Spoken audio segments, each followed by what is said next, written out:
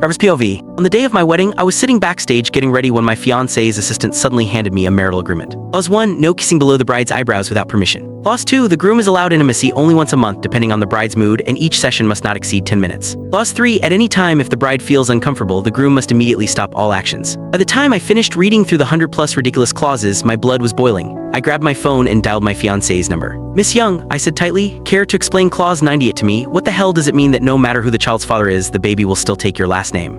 Embarrassing as it is, this grand wedding today wasn't born out of love. It was an old family arrangement set up by our grandfathers. I had never even met the bride. All I knew was that she came from a powerful family in the cattle. But never in my life did I imagine that the so-called rules of the elite could be this absurd. You're just a live-in husband, she said on the phone, her tone dripping with disdain. Why would my child take your surname? Took a deep breath, forcing myself to stay calm. Sorry, Miss Young, I said firmly, but I'm not signing that agreement. The next moment, her furious voice exploded through the speaker. Trevor, I'm already doing you a favor. You should be grateful I even agreed to marry you, and you dare talk back to me? I froze in disbelief. This was the elegant, well-bred young lady my grandfather spoke so highly of, because right now she sounded like anything but. I was about to argue with her, but she had already hung up on me. Then, the assistant standing beside me gave a mocking laugh, his eyes full of contempt. Mr. Dalton, I'd advise you to sign it quietly, otherwise with Mrs. Temper I doubt your life after marriage will be pleasant.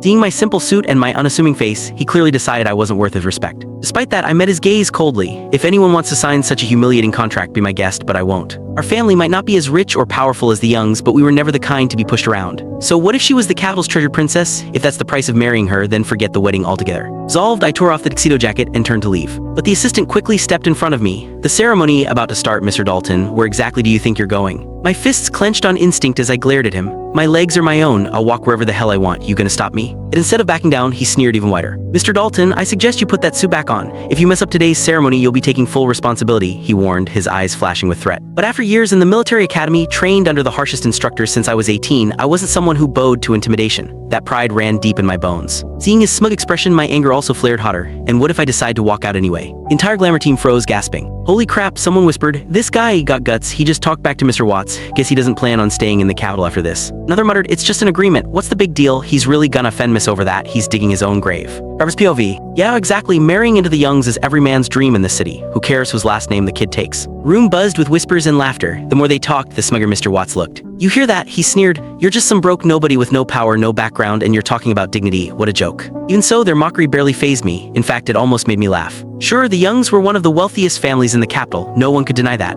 But when it came to legacy and influence, they were nothing compared to our family. But he meant nothing when it was stacked against real power. I leveled my gaze at him. Mr. Watts, I'll warn you one last time. Step aside now or deal with the consequences. Maybe it was the edge in my tone or the energy that slipped through, but for a split second his smirk faltered. You little punk, you dare threaten me, he fumbled for his. Click the link on the homepage to watch the full follow-up for free.